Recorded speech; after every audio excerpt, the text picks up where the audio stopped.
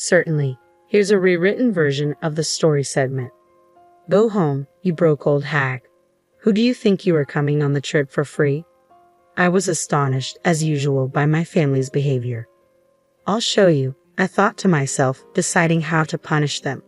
While I was away from my family, enjoying some peace and quiet, my younger brother called me.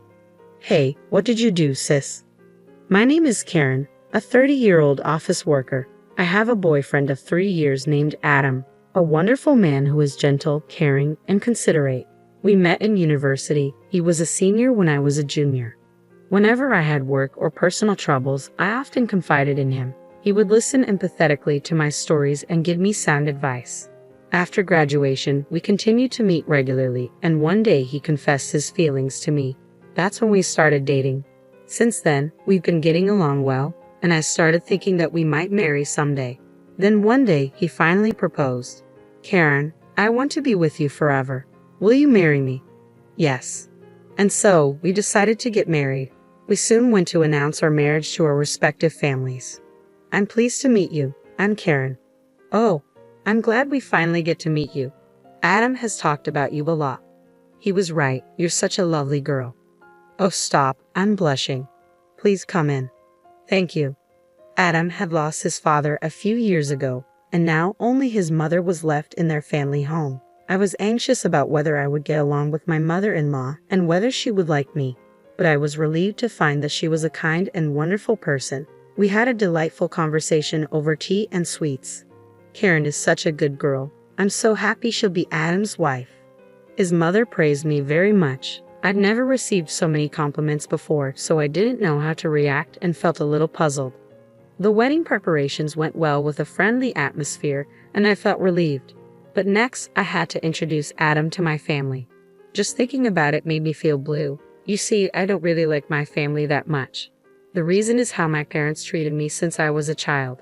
Both of my parents were athletic, my mother in track and field, and my father in soccer. Because they were both good enough to be recommended to university, they had high expectations for their children to excel in sports as well. But I didn't have the athletic ability they hoped for. They tried to enroll me in various sports lessons, hoping I would excel at something. I remember being made to play basketball, swim, play table tennis, and even figure skate. However, I had fundamentally poor athletic ability. While I might have been considered average from a general perspective, it was far from the level needed to pursue excellence. As a result, my parents were frustrated. In the midst of this, my younger brother Kenny was born. My parents expected that there were many sports in which boys could excel, so they tried to involve my brother in sports as well. Then my brother showed talent in soccer. When the coach of the local youth soccer team said, "This kid is a genius," my parents were over the moon and began devoting all their love to my brother. Kenny is truly a genius. He takes after us. Their words implied that I was ordinary, and they did not want to admit that I was their child. No matter what my parents did, they favored my brother and didn't care about me. I progressed through middle school and then high school, but my parents remained indifferent. Even when I worked hard and achieved decent grades, they dismissed my efforts, saying academic success was meaningless. When I expressed my desire to attend college, they replied coldly, "We can't pay for your tuition. You'll have to manage on your own." Determined, I secured a scholarship for college. Meanwhile, my brother continued to excel in soccer, earning a recommendation to a prestigious high school. My parents were ecstatic, convinced he would go pro. "I'll do anything for Kenny," they would say. Growing up loved and adored, my brother inevitably looked down on me. "You're just an incompetent who attracts trouble and poverty," he would taunt. My parents never intervened. Instead, they joined in, labeling me a trouble and a financial drain. With each insult, my confidence plummeted. Despite earning a spot at a reputable university and landing a high-paying job at a major company, my self-esteem remained fragile. My accomplishments were quickly overshadowed by Kenny's success. He too received a soccer recommendation for college, feeling my parents' pride in him. Meanwhile, I struggled financially, burdened by scholarship repayments. While Kenny stayed at home, basking in parental affection and pursuing soccer, his path to professional success proved challenging. Despite graduating from college, he failed to secure a professional soccer career and had to find a job. Yet our parents remained steadfastly proud of him, and he continued living comfortably at home. I, on the other hand, was treated with disdain. At family gatherings, I was labeled the disappointment while Kenny was hailed as the pride of the family. Karen works at a big company, you should be proud, relatives would say. But my parents would dismiss it, asserting, no, Kenny is far more amazing. Such treatment left me perpetually disappointed by my family. My family treated me so poorly that I had stopped attending New Year's gatherings altogether. So, I was extremely hesitant about introducing Adam, my dear fiancé, to them. I had already briefed Adam about my parents and brother and their dismissive attitude towards me. However, he insisted on making a proper wedding greeting, so I reluctantly decided to visit my parents' house for the first time in several years. I called my mother to share the news of my impending marriage. What? No, long time no see, or how are you? Just straight to the point, I thought bitterly, knowing this was exactly what I could expect from her after all this time. Can you hurry up and tell me what you want? She curtly replied. I'm getting married, I stammered. He wants to say hi to you, so I was wondering if you'd meet with him. Why do I have to go through all that trouble? Her coldness pierced me, and disappointment washed over me once again. Then, I heard my brother's voice in the background. Mom, who are you talking to? It's Karen. She said she's getting married and wants to bring her fiancé to say hello. Well, that sounds interesting. I want to see how dull the other guy is. Let's meet him, my brother chimed in. Really? Well, if you say so. My mother finally relented. She picked up the phone and said, hello. You can come and say hello. Mixed feelings welled up inside me. I could hear their conversation, and despite everything, Adam still wanted to meet them. So, I decided to visit my parents' house on my next day off, preparing myself for potentially more hurtful behavior. I look forward to it, Adam said reassuringly. If the conversation over the phone is true like you said, wow, I replied, a hint of nervousness in my voice. It's not funny. I've had some really bad experiences, I explained, feeling the weight of past disappointments. Sorry, but if we're going to get married, I'm going to have to meet your family, Adam insisted gently. Okay, I sighed reluctantly, preparing myself for what was to come. We drove to my parents' house. When we arrived, I pressed the intercom, but no one answered. Upon entering the living room, I found my entire family seated on the sofa. There was also a young woman whom I didn't recognize at the time. I'm home. Long time no see, I announced awkwardly. This is my fiancé, Adam. Nice to meet you, Adam greeted politely. As I introduced him, everyone in the family scrutinized him. I thought he'd be more plain and dull, my brother Kenny remarked rudely. Adam chuckled nervously. What about that woman next to you, Kenny? Is she your girlfriend? I called ahead about bringing my fiancé, and he brought along an irrelevant woman, I interjected, frustrated by Kenny's lack of tact. That's my wife, Mira, Kenny declared proudly. She's been living here with me since we got married. What? Your wife? My eyes widened in shock. Wait a minute, Kenny, you were married, I exclaimed, feeling utterly blindsided. Yeah, last year, Kenny replied casually. I didn't know that. I couldn't help but raise my voice, feeling hurt and excluded. Our mother made a disgusted face. You're a picky kid, aren't you? You have nothing to do with Kenny's marriage, so there's no need for us to tell you. No, but, I started, feeling deeply wounded that my own brother had gotten married without anyone informing me. I was shocked and froze on the spot. Then my father turned to Adam. Not that I care, but what do you do for a living? I know it can't be much if you're marrying Karen, but I'll ask anyway. My father's words snapped me back to reality. I clenched my fists in anger, determined not to let anyone belittle my precious fiancé. Adam noticed and lightly restrained me with his hand. Apologies for the oversight. Allow me to introduce myself properly, Adam said calmly, handing his business card to my father. My father glanced at the card with a look of disdain, but then his eyes widened. A lawyer, he shouted, and the whole room, including Kenny's new wife, fell silent in shock. This is amazing. Mother, get him some tea, quickly, my father ordered, his tone completely changed.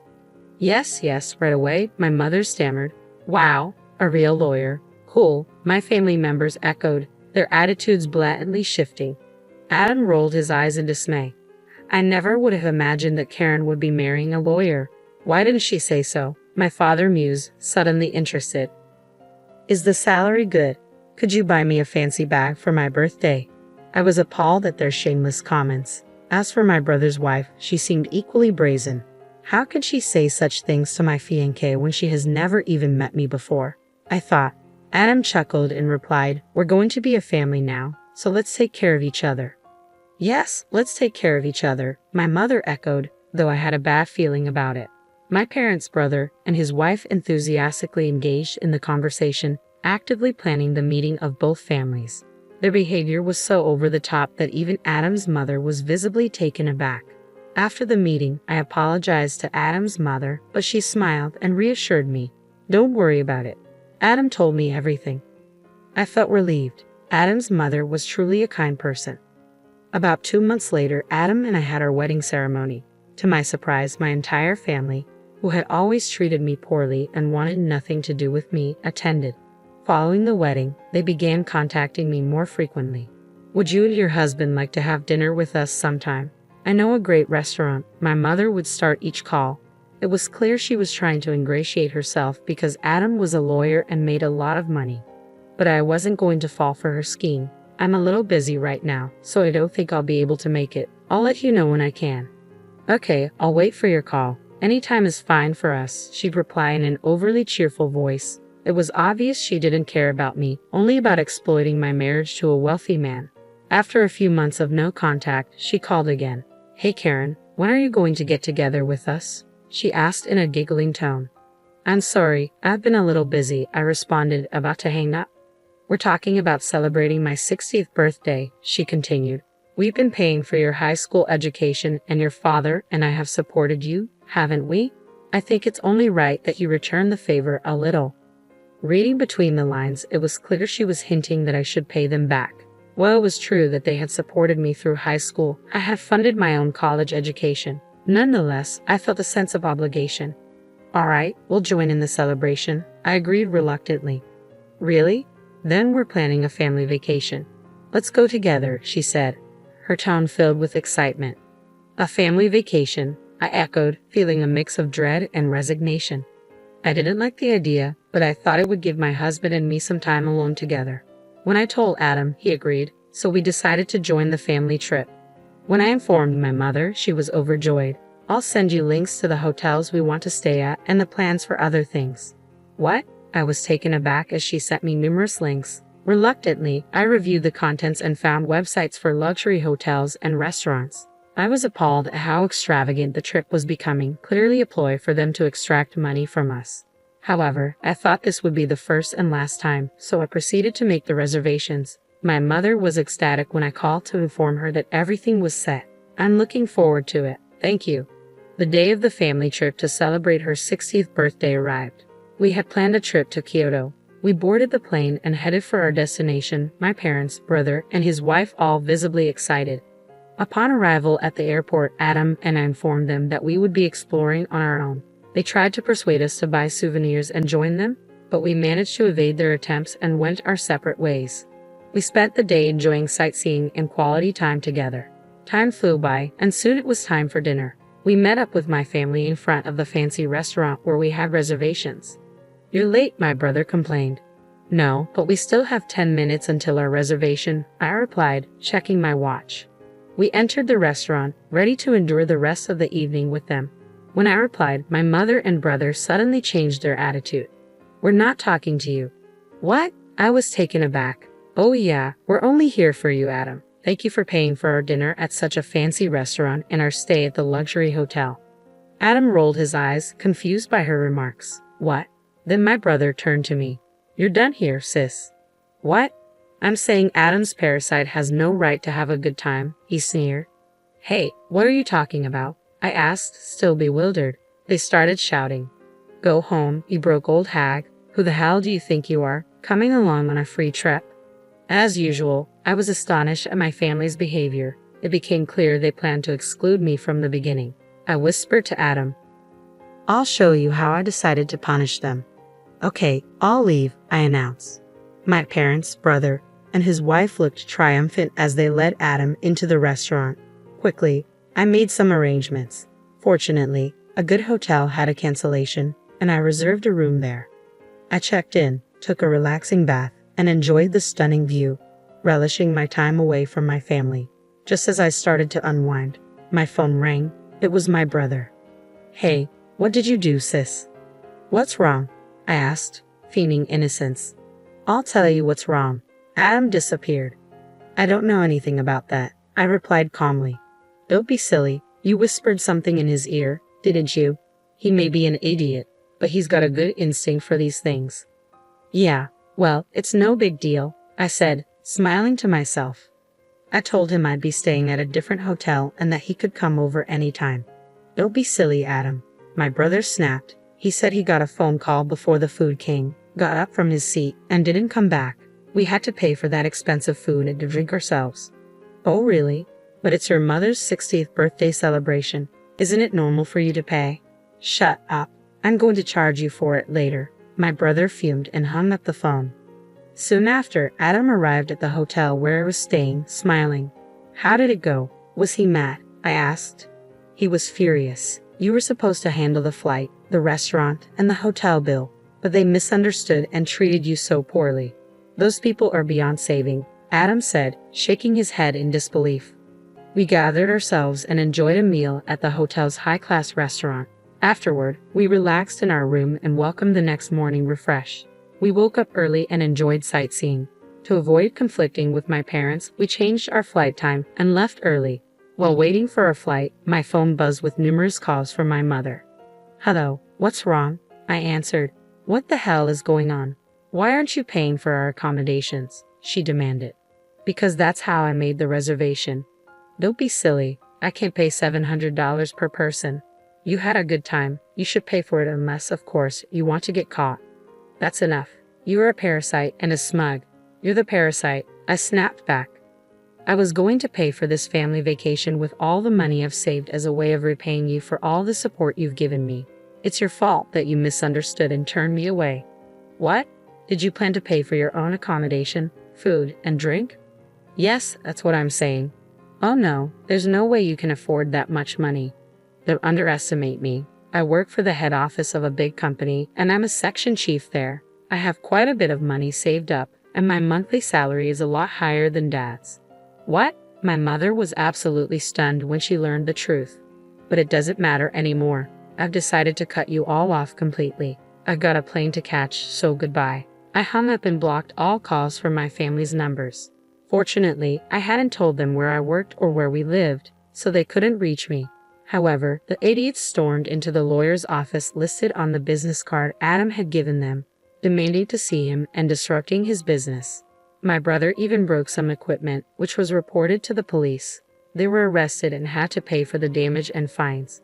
After spending so much money on a family vacation and because of the arrests, both my father and brother were fired from their jobs. Now they are all working part-time or as freelancers, living unwealthy lives and constantly bickering with each other. They really are idiots and deserve it. Meanwhile, Adam and I are still living happily. I got pregnant and gave birth to a beautiful baby girl. We rejoice over the birth of our daughter with my husband and mother-in-law. I will continue to cherish my husband, mother-in-law, and daughter and enjoy a happy life with them.